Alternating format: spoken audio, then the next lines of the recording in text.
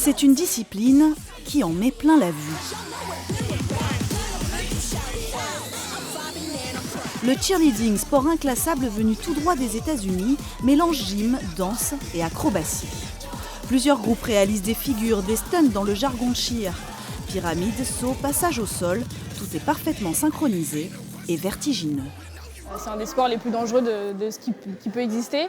Et pour éviter tout ce qui est chute, alors nous on travaille beaucoup justement à comment rattraper cette flyer pour éviter tout ça. Donc on travaille vraiment les techniques d'aller chercher la flyer quand elle est amenée à tomber.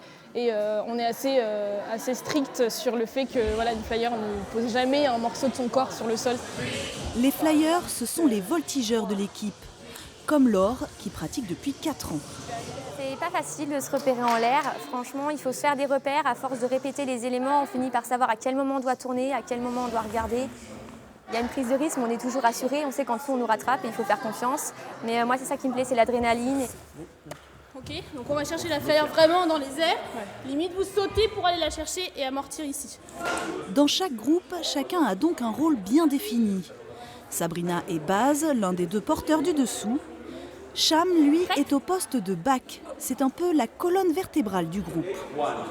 Il y a certaines techniques en fait qui sont vraiment difficiles et il y a des moments où je me dis est-ce que je vais y arriver, est-ce que mon corps va y arriver, est-ce que je peux le faire et il y a ce moment-là où je dis je prends confiance en moi-même, je prends confiance en mes coéquipiers et après il y a ce moment où ça réussit et puis il y a cette euphorie générale.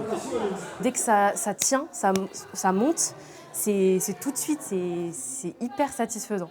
Alors bon, des fois ça tombe, ça arrive, vous l'avez vu, mais on se relève et ça nous apprend à relever les difficultés. 4000 personnes pratiquent aujourd'hui le cheerleading en France. Ce club d'Orléans compte lui 60 adhérents et ses créatrices, les jumelles Marion et Johanna, voient chaque année les demandes augmenter. Je pense que c'est une discipline qui est plutôt nouvelle, en tout cas, qui n'est pas apparue il y a si longtemps que ça. Donc du coup, avec ce qu'on peut voir sur les réseaux sociaux, ce qu'on peut voir dans les films aussi, le côté de cheerleader, ça attire beaucoup. Et un mélange aussi de plein de choses, de la danse, des acrobaties, du tumbling. Donc c'est quelque chose qui attire beaucoup le regard et qui donne envie, je pense.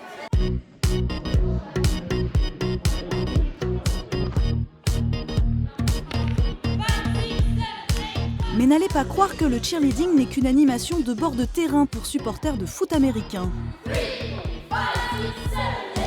En juin, les Explosions d'Orléans se mesureront aux meilleurs de la discipline lors des championnats d'Europe en Allemagne.